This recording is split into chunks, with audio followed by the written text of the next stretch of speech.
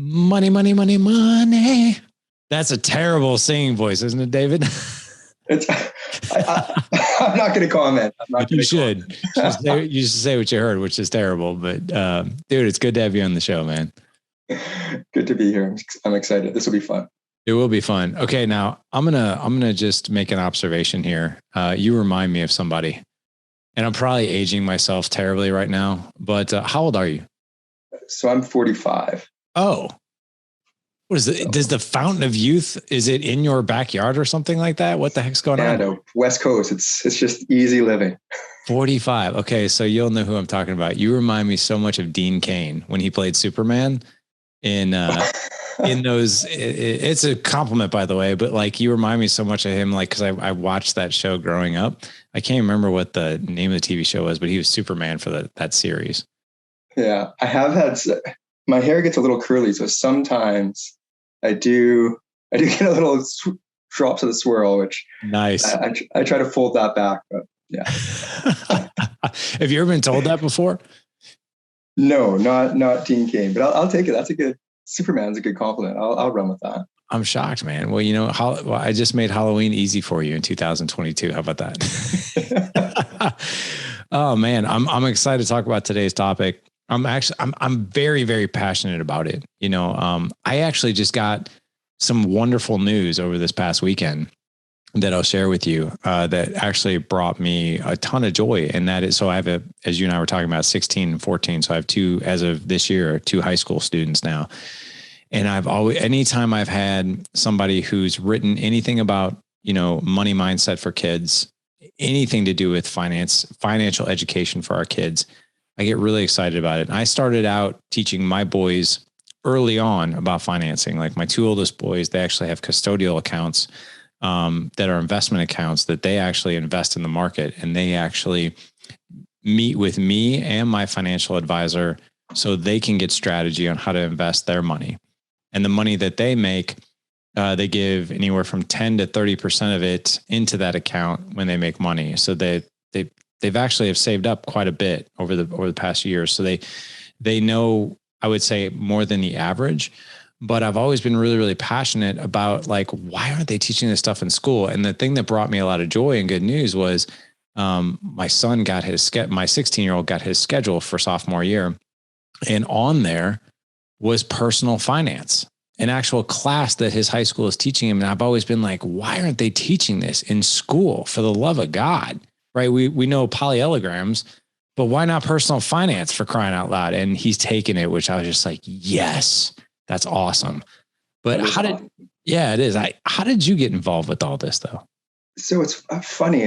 For me, I was just a nerdy kid. So I loved this stuff. I was just fascinated by money, the concept that money could make money. And so I remember being in like grade 6. And so again, this would be dating myself. I told you my age. So in Canada, it was really big. We had a big finance book, like The Wealthy Barber, that came out. And I remember reading this book when I was in grade 6, and then actually going to the book tour that came around to our town, and, meeting him and being this big stage full of, adults as a kid listening to this finance stuff. And I was just fascinated by it. And at the time I thought I was just really interested in it because just personal interest. But I've noticed more as I've gotten older, thinking back, like my dad, he's a blue collar worker, and he's a commercial diver. And there's nothing wrong with the job itself, but he hated it. And I just know how much he hated his job. So I think there's something in my mind that just thought there's got to be another way. And what about it? Why would he do something that he hates so much? And what's so important about this? And is there an easier way? And so I didn't really form those complete thoughts at the time, but I'm sure that found its way into my fascination of just money being a source of stress and doing things we don't necessarily love to do. And that doesn't have to be the way. I read a statistic, and I don't know if it's up to date or not, but 82% of men that go to work go to a job they don't like. I'm sure. So for the longest time, and I thought this was true because it's my dad's philosophy, is that work was supposed to be something you didn't like. Right. Like if you if you enjoyed it, he's like, that's a hobby or that's something you do for fun. But if it's work, the whole definition of work in his mind was you don't like it. And I grew up believing that for the longest time until you realize, no, that's just crazy and it's stupid. And not only is it crazy and stupid, if you don't like what you're doing, you're probably not doing a great job at it. Like you can be doing something better, making more money and happier. Like if you don't love what you're doing, it's very hard to convince me that you're actually doing a good job at it. You know, Steve Jobs made that quote. I don't know how long ago it was, but the only way to do great work is to love what you do. Right. And I'm really, my voice is really loud when it comes to that with my kids, because I was under that impression for so long too. Before I started doing everything I'm doing with Dad Edge full time, I was doing Dad Edge as a hobby, like podcasting as a hobby and doing these things and coaching as a hobby. And I had a lucrative career in medical device sales. And I was even in sales leadership and management, you know, and made a great income. But there was a large amount of that job that I despised, just didn't bring me joy, fulfillment, or purpose or anything like that. And it was this that did. And I too was under that assumption. I'm like, well, if I generate revenue from this, isn't that a bad thing?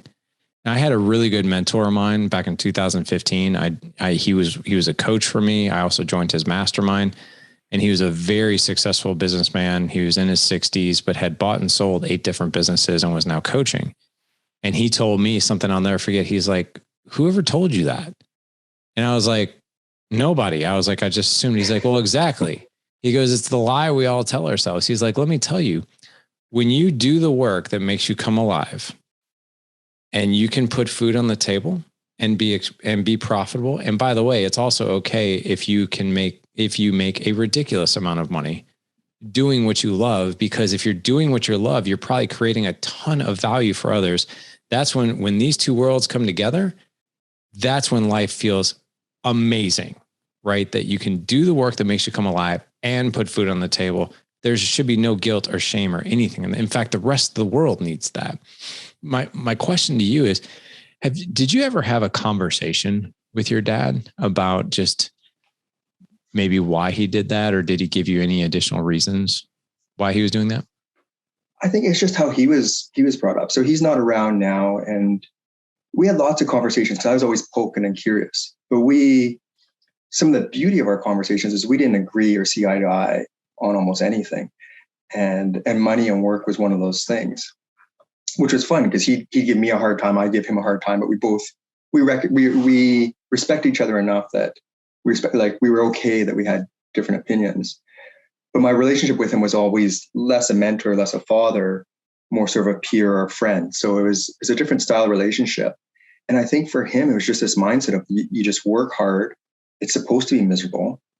His dad, raised him that way. And so he just saw it as you work hard, you do something you don't love, but you push yourself as hard as you can. And then you play hard. And that was his mindset. But you start doing that, you burn out, you have no room for family. And that's part of the reason why he's not around now. He lived a really hard life. He passed away at a young age. And how old was he? He was 54. So 54. Yeah, he was young. And even then, he was on borrowed time all the way up until then. He never planned to live a long life. It was just work hard, play hard. And he lived a good life in that short period because he was all out, but it wasn't something that you could maintain. And that's the thing is, I don't think he realized that. I think he saw the opposite of that as being a very boring, steady life with no fun and no flavor. And again, just all these very twisted views of what life can be. And I think it was just, he wasn't shown a different way, which is part of why I love being a dad so much, because I want to show my kids the opposite of that and inspire them. And when you're talking about loving what you want, there's so much to that. But a big thing is we all think of these jobs, like there's average income. So we know, lawyers might make more than, another occupation or doctors. But in any field, if you're the top of any field doing anything, you're highly successful. And I think that's what we fail to recognize. Like if you love what you're doing and are good at it and the top of your field, I'm sure you find the same with your show. I mean, is it something you'd recommend people to get into? Maybe not. But if you're doing well and at the top of your game, it's extremely lucrative.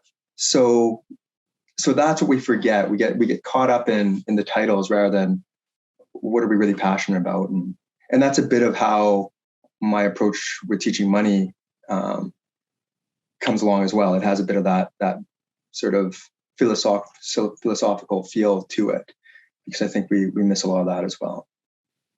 I can relate to your dad, right? And I think all men can. I want to honor both a little bit here, but I also want to challenge the one. Honoring both, meaning it made total sense for your dad in his mind to work very hard for his family. And I'm guessing he probably took a lot of, there was a part of him that took a lot of pride in that, right? Oh, for sure. I mean, that was how he showed love. I mean, right. The harder he worked, yes, making sure we were taken care of financially and supported, really to him, his job was done. Yeah. Yeah.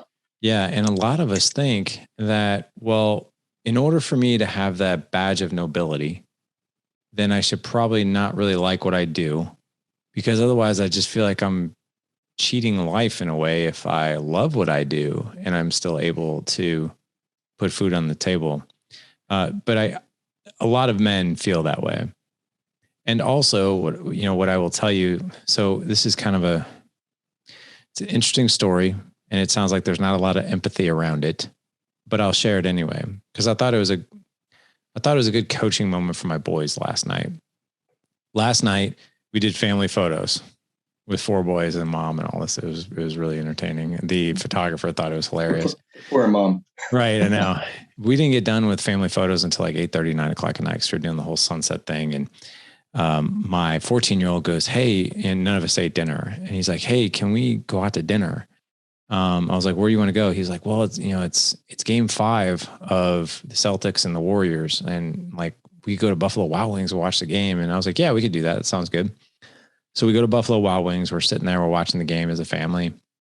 And I noticed the bartender. And I don't know why I noticed the bartender, but I noticed him, and he just looked incredibly unhappy. Like almost like, please get me out of here now. Like that was the vibe. And I made a mention to my son, because I had saw him working at the bar where we go see movies, because the movie theater we go to, they have a bar there too. And I nudged my son. I was like, hey, there's that guy. I was like, we used to see him all the time in the movie theater. I was like, I don't know him, but I used to see him all the time. He's like, yeah. He goes, the last time I was here with my friends, he waited on us, and he looked just as unhappy as he does tonight. And I'm like, wow, really? And he goes, yeah, we almost actually wanted to ask him, like, dude, are you okay? Like, you just don't seem like, I mean, this guy looked absolutely miserable. And I was like, well, what do you think is going on for him? And he's like, maybe he hates his job and he feels trapped. And I was like, well, hang on. I was like, keep in mind that is a very real perception, Ethan. I'm talking to my oldest. And I was like, however, it's also a lie that we tell ourselves. Like, we all have choices. And some of us have the perception that we're trapped and there's no other way. And others of us have the perception of, I'm going to do this for now, but also figure out what it is I'm going to do later. And there's going to be a light at the end of the tunnel. And then there are some people who are just like, no, I'm not going to be trapped. I'm going to go do something else. And I reinforced, I was like, make no mistake. When you get older and you start working, you always have a choice. If you do not like what you do, you have the opportunity to do something different, right? I'm not saying be a quitter, but don't work in a job that you're miserable. Like, there are some parts of your job you're not going to like, but it should be more, 70-30, not the other way around. Right. He's like, yeah, that makes a lot of sense. But, for you now, is this your full-time thing? Just writing books and doing all this good stuff you're doing in the world? Yeah, well, it's becoming it. It wasn't meant to. So over the years, because I've always had a bit more of an eye on the finance end of things, that, I've done other things besides my job. So I've taken the money, I've invested in real estate, I've invested in the stock market, I've bought other businesses. So I'm transitioning where I was planning is just creating more time so I could be around with the kids and the family more and just create more of that freedom. And this book, which wasn't even really meant to be a book, just started as stuff that I wanted to pass down, like knowledge for my kids. And then it started ballooning, becoming something much more. That now it's to a point where I feel a real calling to share this message. Because what I want to do more than actually the book is change the way we think about money and what it means to live a rich life. And what's amazing is when you hit the kids with this stuff, they don't have the same resistance as adults do. So it's so much easier. And everything that I'm teaching is the same thing that you teach an adult as well. Like I talk about the book. It's a book to learn about money for kids, but I mentioned brackets adults as well. Like I'd love to see this as a high school graduation gift because all the messages in the book are universal. And it's just habits. There's not really, it doesn't have to be complicated. But teaching that with the young kids, it's incredible. And especially because money is such a big stressor in our lives.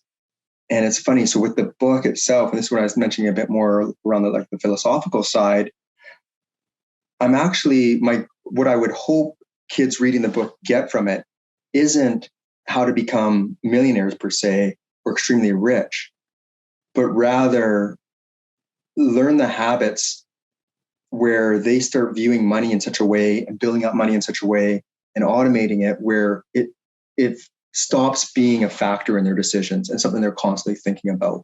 Because right now, for many of us, it's the first thing we think about before making any decision. And it just dominates our consciousness. And so I would love to see it just, to me, that's what freedom is.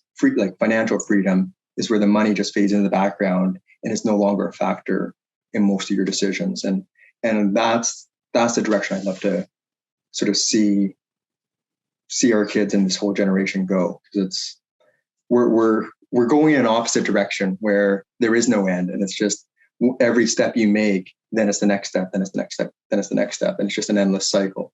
So I'd love to see just some awareness around that, just to show that there's another way. Just like you're mentioning with this guy or my dad or anyone, I'm not even saying their way is the wrong way. It's just the awareness that there's another way. And so just being aware that you have a choice. That's all people need sometimes to choose something different. I like it. I feel like we're going to Miyagi the audience a little bit because we're going to be giving them tips and strategies to teach their kids, but we're also going to be teaching them at the same time, right? I'm hoping. Yeah. So what are some of the strategies that you teach? So the one that I find the most fun, and really it comes down to just 4 simple tips in the book. Because again, I try to distill everything you'd want to teach, but in a way that even a 5-year-old could get it. But the first one's a little bit different. And it comes off as a small lesson, but has all these other things built into it.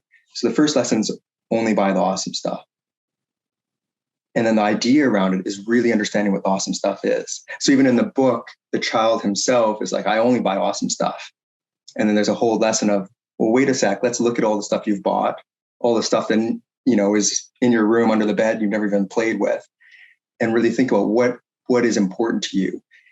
And the reason it's such an important lesson is right now when we think about money, and this is this idea that I just mentioned about more, anytime we think about money, it's how do we have more money? Like that's really the main thing we're trying to learn.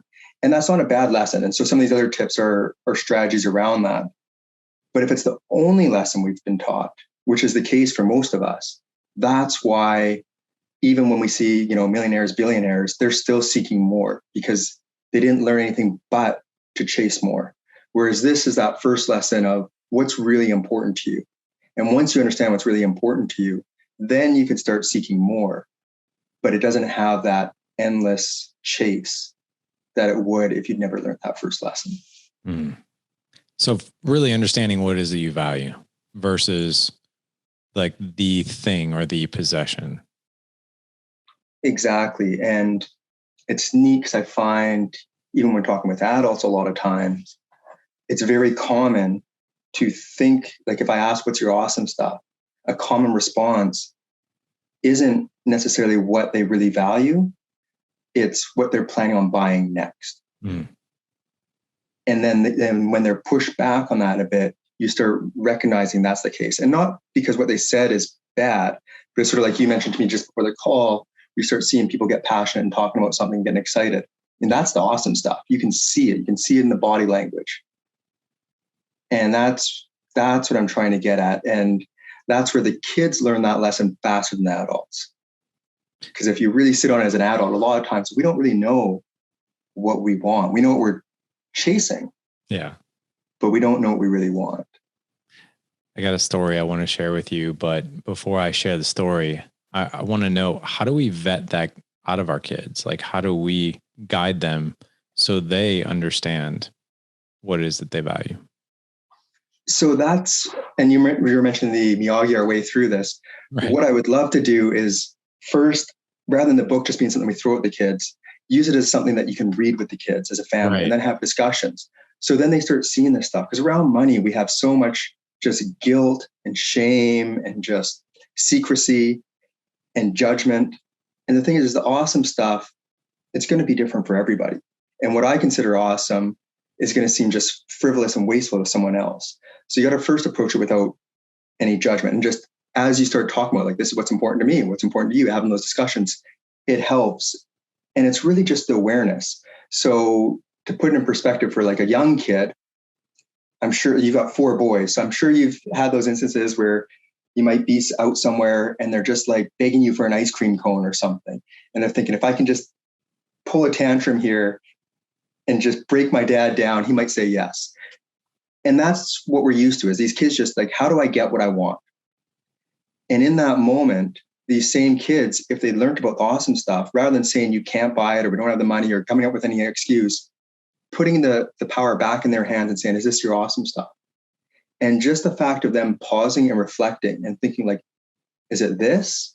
Or like you're mentioning, like with your older son, is it going with my family for wings? Or is it going out and playing football? Or is it an experience? Is it a trip? Like just that pause for them to reflect and just ask themselves, what is my awesome stuff?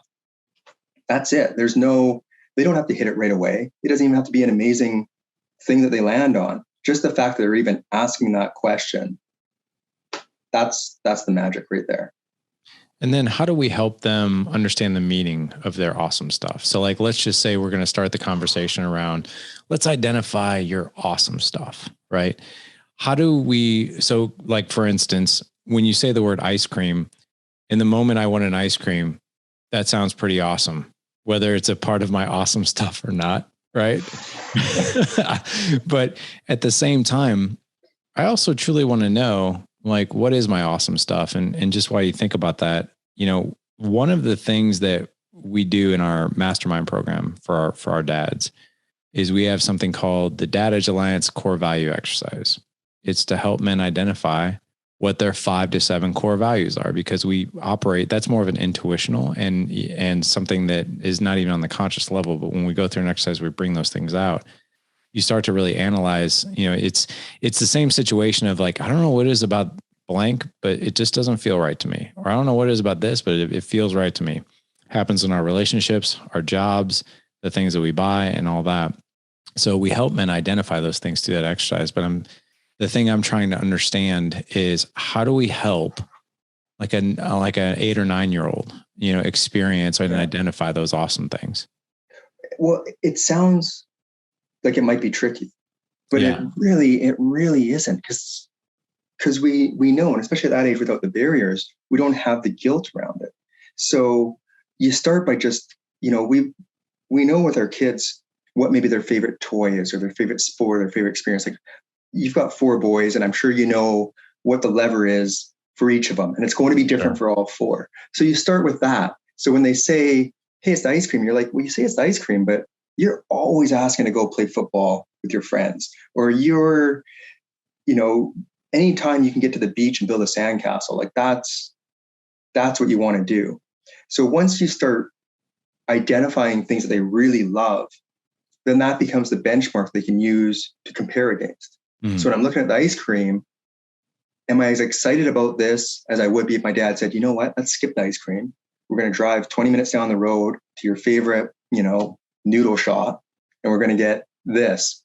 They start recognizing what they see, that everything is a choice. Because that's back to what you were saying with this bartender. It's the choices, and we don't realize how many choices we're making. Like what we're doing right now, it's a choice. So if it's not the best thing I should be doing, why is that? And so you just start recognizing those choices and seeing it, and what gets you excited. And especially, I mean, kids will want things, but those things so often get forgotten, just tossed away. Totally. But again, taking out the judgment, I also, like my younger guy, he loves his stuffies. He's older now. He still does. They bring him a lot of joy, especially the one or two that are really his favorites. So that has a lot of value. And he hangs on to it, and it brings him all this comfort and joy. My older one, that's never been the case. So it doesn't matter how many of those things we buy him, that would never be his awesome stuff. Mm-hmm. And for some as well, and I throw in their experiences are, for a lot of people, that really is their awesome stuff. What are your favorite memories? What was the best thing we did as a family? What's the favorite thing? What was your favorite day? Like, just, you start prodding with all these questions, and they'll come up with all sorts of stuff. And some of it's crazy. I was sitting with some, grade threes the other day, and one kid was saying how his awesome stuff is sleep. And he just loves not having to do anything. And I mean, I don't know if that's his awesome stuff or not, but the fact that he's even just thinking like, I love to sleep. Nothing wrong with that. And then you can start building around that and say, okay, well, instead of doing these things or these things, like, let's create a bedroom and get the couch or the pillows and blankets and make this a real safe space, and you can relax. And maybe that is your awesome stuff.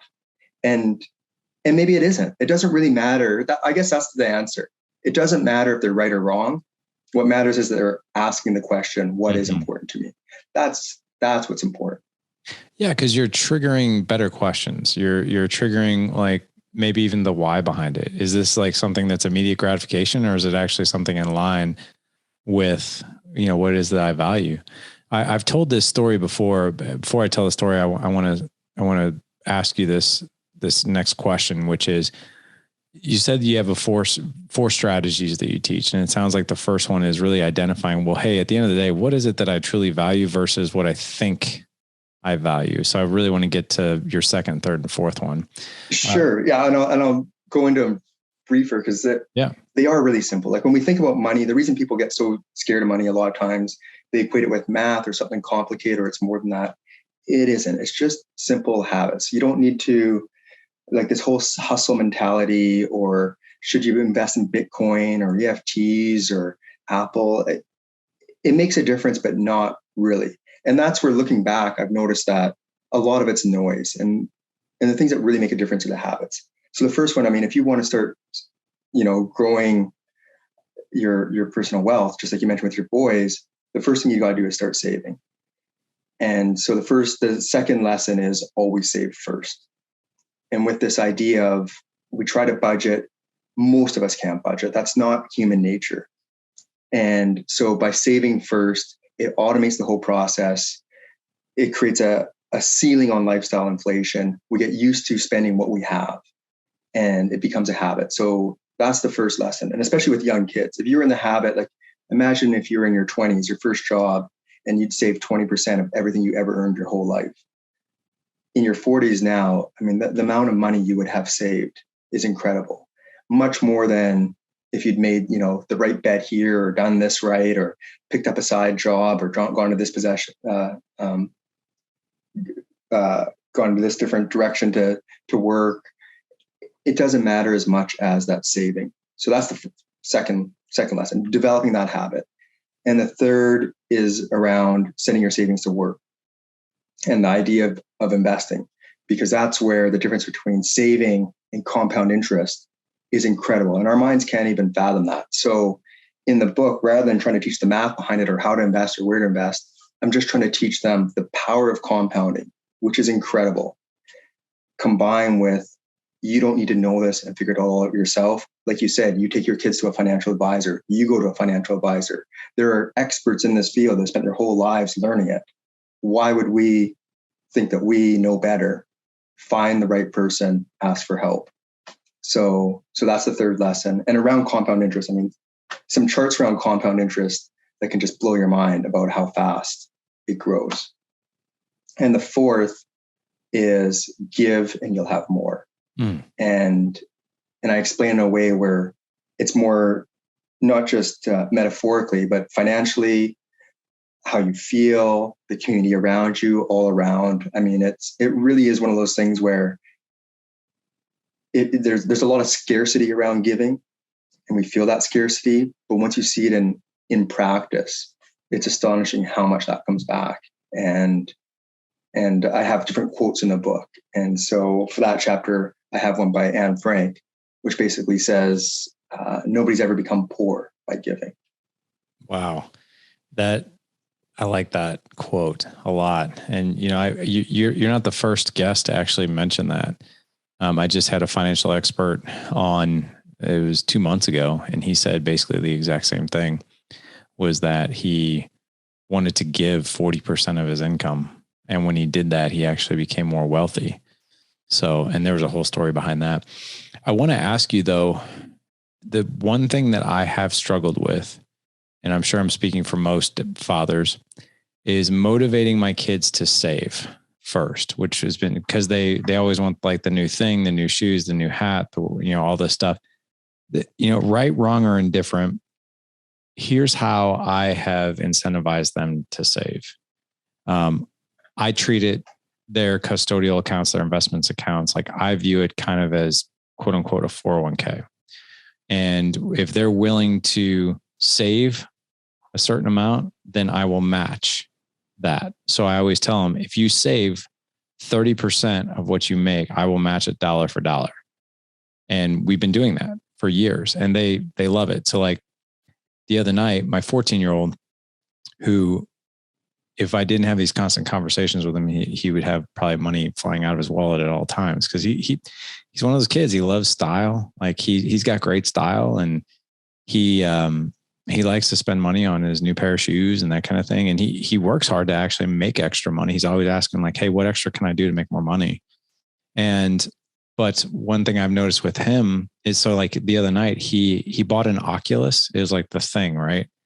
He bought it a few months ago, and I think he played with it for a month, and he was just like, yeah, I'm kind of done with that. Like it was cool for a minute. And he's just not a video game kid. Wants really nothing to do with video games. So a friend of his bought it from him. He bought it for $300 with his own money, and he sold it for $200. And I was like, how much money you got? And he's like, well, over the past week, I've got 200 here. And he's like, counting up. He's like, I have $275. So that's awesome. I was like, hey, keep in mind that I will match, dollar for dollar up to 30% of what you make. So do you want to put anything in your custodial account? You want to give me any of your cash? And he handed over $100 bill. And I praised him for that. I was like, dude, good on you, man. Like that's the way to do it. Good job. But that's the hardest thing, is trying to motivate them to save. Yeah. And it is. And you'll see different natures in kids as well. My oldest as well. He's always spending money. He'll never run out of things to spend money on, because he's into so many different things. Like he just dives into these projects, and they're all expensive things. He likes aquarium. He likes trains. He likes models, like all these things where you could it's an endless pit. And that's why I talk about the saving first and creating it as a habit and automating it, because the same happens as adults. We get a raise, and then we think, oh, okay, we've got to I'm going to treat myself, do a few other things. And then 2 years later, we can't remember what we even spent extra money on. We just know that it's gone.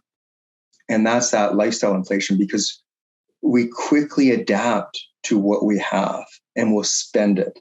Some of us are better savers than others, but most of us will spend it. So that's where, again, back to that idea of trying to get where money isn't something that's a constant source of pain or you're working at, rather than trying to budget or, hey, give me this $100 or you should save it, or just having the whole thing automated. So as soon as it comes in, before you even see it, right off the top, a percentage is gone. And that would be the same for adults. And that's how, like you said, these 401ks are things like when the company will match and they just take it right off the top, no one even notices that. Same with our taxes. We don't notice it. Yeah. And so you want to do the same with savings so you don't notice it. And once you don't notice it, then what you have, spend it. I mean, do whatever you want. You want to create a budget, you want to save it, you want to, cut coupons, that's up to you. But knowing that that habit's already been in place, that's your financial future. I mean, depending on what you're saving. I mean, I say 20% just because we're living longer, things are getting more expensive. 20%, there's a lot of cushion there. Within 20 years at 20%, there's a good chance that your investment will be earning as much as you. Wow. Okay. So what about kids? So I can understand automations. Like my two oldest boys, they have checking accounts. So automation and their custodial account, like the financial advisor has direct access to that. So he can just simply pull money out, right, at any time. Automation is the next step we're doing, because as of right now, when money comes in, I have the conversation with them, and it's sometimes it's twisted the arm, and sometimes conversations are easy and sometimes they're not.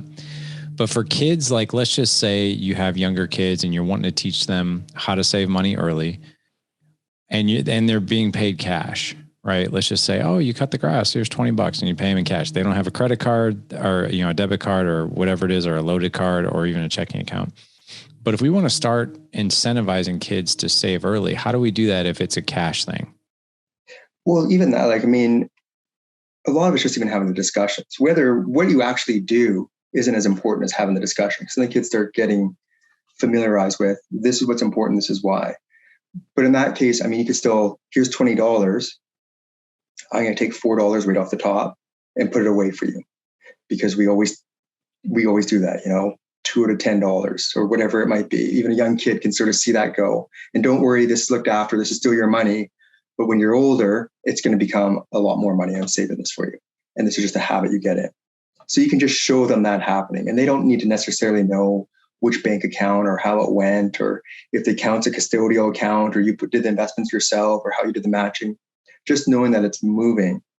And then what's left over, that's their money. And they can spend and know what they want to do with that. So I think it's just developing that habit, because it's a habit we all want to get into. And it's really hard when you don't have that habit to then adjust to it. So right now, if you didn't have that habit and I said, starting tomorrow, save 20% of everything you earn, that adjustment is going to be difficult. Mm-hmm. But if it's a slow process, like if you thought starting today, every time you got a raise or an income, 100% of that went to investment until you were saving 20%. That wouldn't be painful. That's very doable. In your 20s, when you haven't earned anything, you get your first job, or you're in high school, your first job, that's so much money compared to what you're used to. Saving 20% wouldn't be painful either. Yeah. So it's just developing that habit.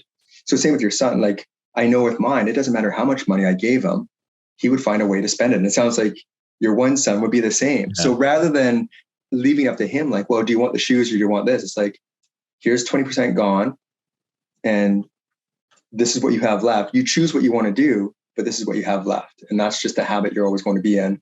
And when you start your first job, we'll set it up the same way. So it just gets automatically saved, and you're used to that being the case. Just like we're used to taxes and everything else being the case, where it automatically gets taken right off your paycheck.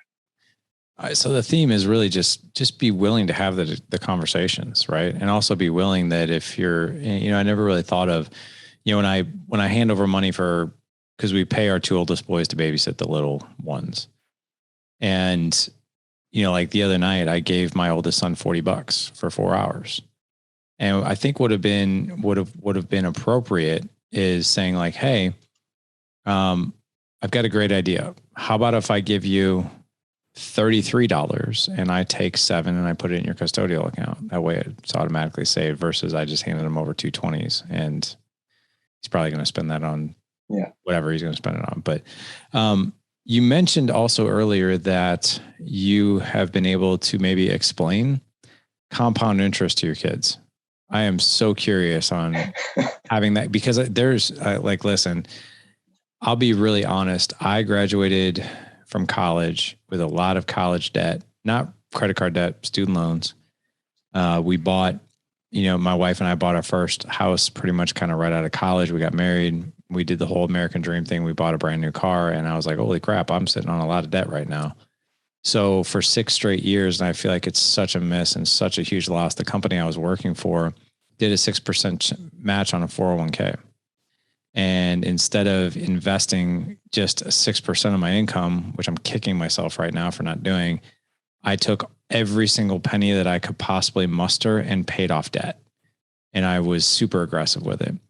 I didn't understand at that point in time what I was missing out on. Never had discussions around finances growing up, never took personal finance. So now I understand it, but my struggle as a dad is trying to explain compound interest to my kids.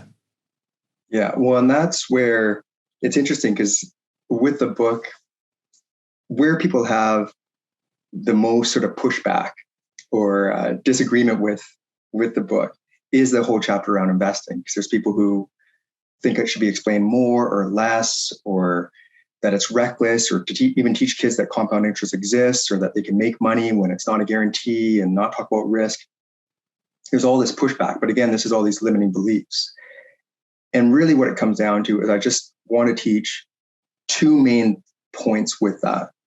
And I mentioned the other one, like the one point is ask for help. You don't need to know the details. There's a reason why I didn't put the details in the book. It's because even as adults, most of us don't know the details. If you want to learn about investing, you can learn. But just like when we go to fix our car, we go to a mechanic. I mean, same with investing. The second thing I want to really teach is the value of compounding. So back to with your son, I mean, saving $7 from his 40, like that sort of sucks. And $7, I mean, no one's become a millionaire with $7. So in his mind, it's hard to think like, why are you doing this to me, Dad?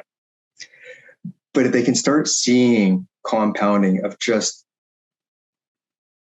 in different examples to show how powerful that is, that's enough to shift it. So when I mentioned the 20 years, for example, like if you're looking at a 10% return, which is high, and I wouldn't recommend your guests base their retirement on a 10% return. But the stock market itself has traditionally returned 10%. So it's not a crazy number. I pick it because it's round and it's easy, but it isn't unattainable. But just for illustration purposes, at 20%, if you start putting money away, say $10,000 a year, pick any number you want, $100, $10,000, you talk to your sons, whatever works for them. If their one son does that for 7 years and then stops, so say it was $1,000 a year, $100 a year, every year for 7 years, and then stopped and never put another cent in. And the second son came along, he's like, well, I'm going to spend all my money, I'm going to do my thing, but in 7 years, I'll start. So they start 7 years later, and then they start doing the same thing every year. How many years do you think they'll have to continue to keep adding past 7 years that the first one did until they can catch up to the first son who just started 7 years early? I have no idea, but I'm sure it's going to knock my socks off. Well, you'd think it can't be 7 because there's going to be some compounding there. Maybe double it to 14 or really go far out 20. The reality is you'll never catch up. Those first 7 years, within those 7 years at a 10% return, your money is already earning more than what you contributed. That's unreal. And so you've taught your boys this, I assume? I talk about it, but again, they're young. Like I still want to be light and easy for them. Like I don't want them to constantly be berated with money. Like I find myself catching that. I catch myself doing that with my older son. Younger son gets it. And I think partly because the concepts I started teaching them a couple of years earlier to him, and he was still like in kindergarten when we were talking about this. Whereas the older one was maybe grade 3. But I catch myself adding guilt and judgment to his purchases, and I could see it on his face. So I'm trying to just talk about it, but not have him feel stressed about it or worried or he won't have enough, and just tell him it's easy. Like, look, don't worry. This is really all you have to do. If you're putting 20% away, that same 10% return formula, if you're taking 20% of your income and investing it, within 20 years, really, I think it's around 17, your money is now making as much as you're making. And it's all relative. So it doesn't matter which field you're in, what your occupation is. It's all relative. Within 20 years, your money's making as much as you are. So if you just start thinking of things in those terms and realizing, okay, this isn't for the rest of your life. This isn't this massive hardship. 20% you probably won't even notice, especially if you start that way. And what you do with the rest of the money and how you spend it, don't worry about retirement or if you'll have enough or what you're doing. And as well, if you really learn that first lesson of what's important to you, you're not chasing anyway because you know what you really care about. Right. And that's where your focus is. And that's what I'm trying to do is just throw in awareness more than specific, right or wrongs around the stuff. Just a little bit of awareness that it doesn't have to be that difficult because it isn't. I mean, that's 20 years and you could be retired saving 20%. I mean, that's very, very doable. If you're off by a few years, maybe it's 25. I mean, that's not a big deal. And then back to those same numbers. So there's like the rule of 72, which you take 72 and divide it by whatever your rate of return is. So if it was 10, the number 7.2, that's how many years for your money to double at that interest rate with compound interest. So back to that same idea, if your money, if you had enough that it was covering all your costs and what you're making within 20 years, add 7 years to that, and now it's double. Add another 7 years, now it's 4 times. I mean, within 34 years, you've got 4 times the income that you can earn yourself just in your investments. Again, at a 10% return. So again, and that's where the exact details, it's just for illustration purposes because the whole idea is to understand the power behind it. Right. Don't bet your life on it, but they're very achievable numbers. And it's to get that idea behind like your elder son. When I take these $7, this is why I'm doing it. Yeah. This is what'll happen. You start doing this now and, in your 30s, you won't have to, you've got freedom. And that's what's fun too, is the book. So I've got those 4 rules, but it's the beginning of the book, the protagonist, he's thinking how rich he's going to become. He's picturing himself sitting on like a pile of gold and all the things he's going to buy. But then by the end of the book, he realizes this whole thing, like what was the whole point? Because that's not what he's chasing anymore. And it comes around to the whole point isn't to just keep accumulating wealth, is to create freedom to do what you love and get back to the awesome stuff. I think that's one of the most valuable lessons we could teach our kids is, it's not necessarily the building. It's not to put it bluntly, it's like a squirrel with his nuts, right? It's like you fill this monster, like hollow log full of your acorns, to stash away only to realize, wow, I have 10 times more than I actually need. And I spent all this time doing this. And now for what? I saw a meme online. It really hit me too. Some people are so poor, all they have is their money. And that hit hard, right? Because even if you take, somebody who, like we talked about earlier, who despises what they do for a living, the 82% of perhaps men out there that don't like what they do for a living, and they work their tail off for years and years and years, 30 plus years in a job or career to save wealth and to look back on a life that they wouldn't want to do over because of that. I think that it's really, really powerful to understand, those things that you value and for what. So this was one that I didn't put in the book, but I was very tempted. I put a different one along the same lines. Do not spoil what you have by desiring what you have not. Wow. And that was an old Greek philosopher or Roman philosopher. I mean, these are universal rules. People have been talking about this stuff forever. It's just, we forget. Isn't it amazing? I think that we don't ever realize that, or we don't take time to really understand what is it that I value? What is it that I want? The story that I want to share with you earlier is that, so the audience has heard me share this, but if you're new to the show, you might not have. Last summer, so my wife and I have gone through this core values exercise together. We know what our 5 to 7 core values are. We know what we call our being statement, what it is that we value, right? And we buy things that we value, and we don't buy things that we don't. And this really emerged for us several years ago when we found ourselves completely and totally stressed out around Christmas time. Like Christmas time just seemed to be like this. Why does it seem like such a chore? We feel like Scrooge in a way. But it really boiled down to, we would give our kids toys and possessions, and only to find our house was getting more full with clutter and broken toys that would only last a few hours. And then they would play with stuff for like a day or 7 days. And then after that, it was out of sight, out of mind. And then we just had more clutter.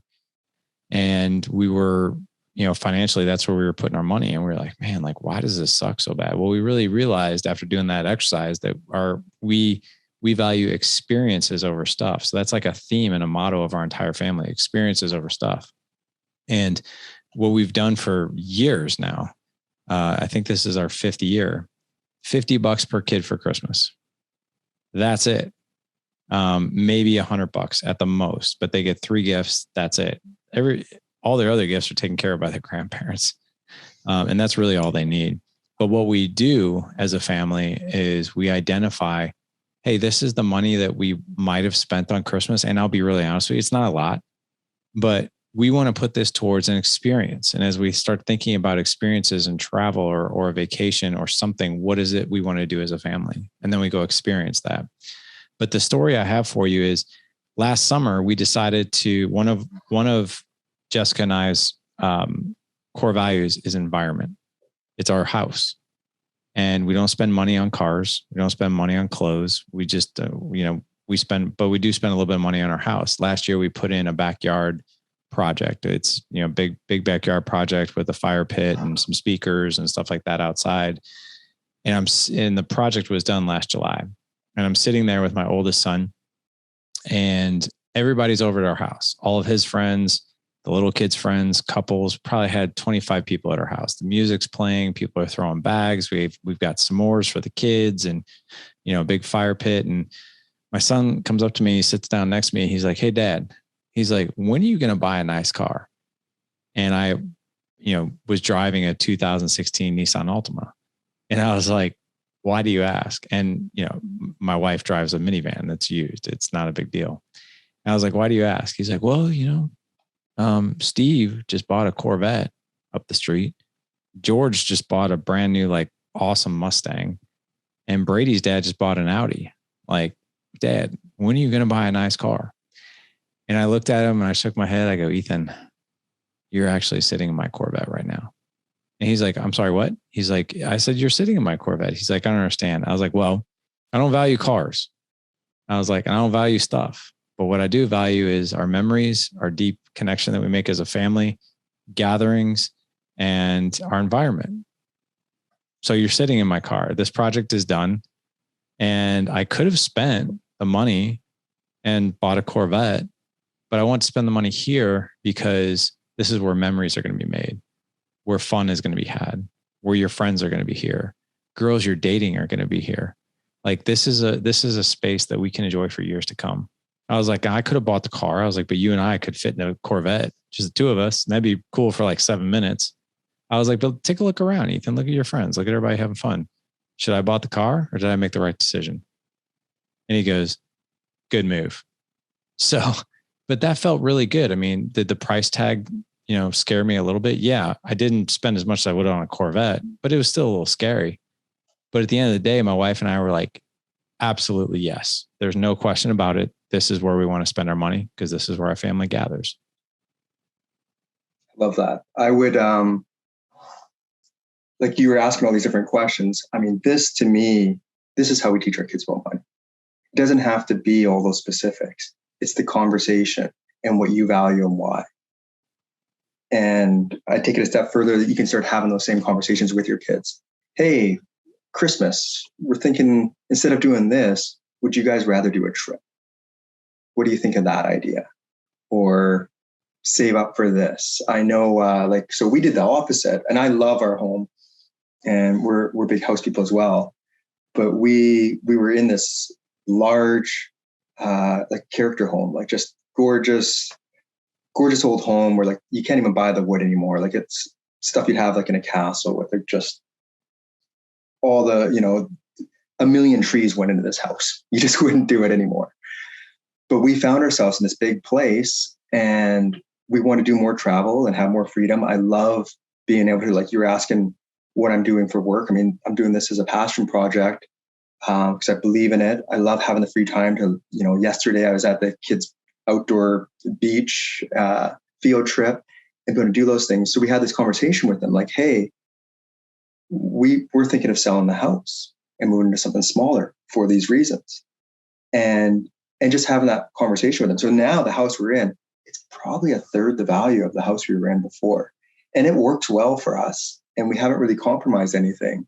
But there are different things that we have. So they see the choices we made and we talk about the choices.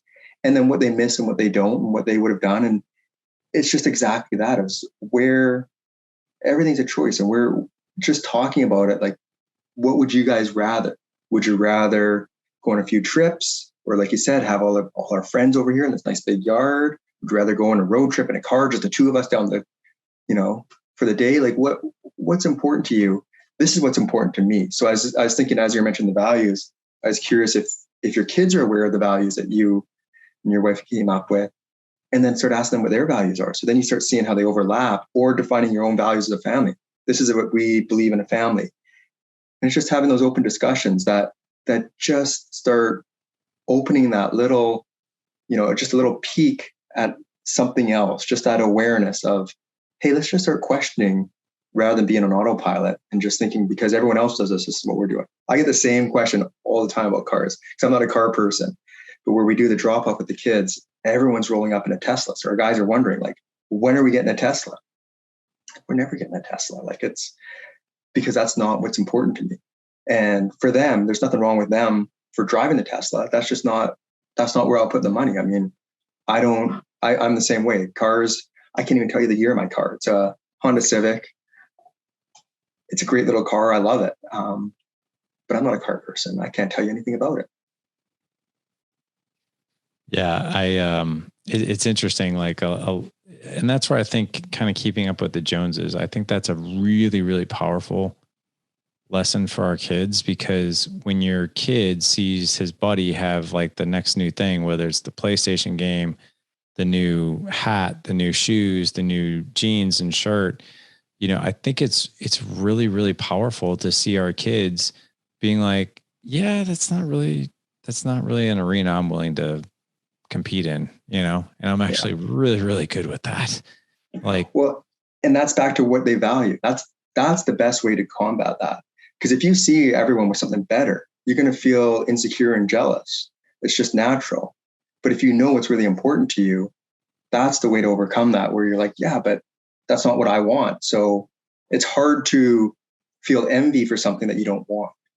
But the only way to not want it is to know what you really do want. Exactly. I love what you're doing, man. And I love the mission that you're on. Our kids really, really need this as they navigate life and money. I read another statistic that, obviously the divorce rate, I don't know about in Canada, but the divorce rate in the States is just over 50% now. But what a lot of us don't know is 50% of those divorces are due to financial stress, arguments, and missed money management. And I think if our kids really understood financial literacy just a little bit more, we're actually not just setting them up for more financial stability in the future, but relational success as well. Yeah. Well, it's all related. Everything's related. I mean, if all you're thinking about is money, your mind is being used up. Like that's a focus that isn't going somewhere else. Agreed. I want to make sure that the men can find your book and everything that is that you're doing. And even if they want to connect with you or follow you on social, where's the best spot for them to find everything? I mean, the website's the best spot. So theawesomestuff.com. You can find me, the book, all my social links there as well. You can also find the book in, Amazon, or if you're interested at, Chapters or Barnes and Noble, you can get the book into your bookstores as well. but the awesomestuff.com is where I sort of store all my information. Man, the awesomestuff.com. Like, I don't even know how you were lucky enough to land on that, but good on you, man. Yeah, it was. I had to purchase it.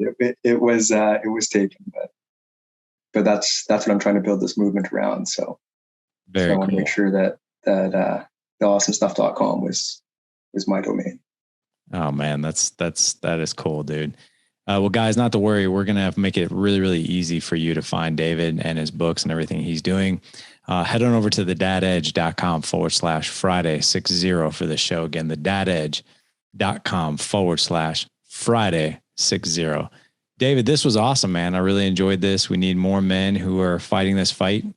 The minds and hearts of our kids. And I say the minds and hearts because when you know your heart and you know your mind and you know it is what you value, your financial world will be a little bit easier and you'll be able to make better decisions.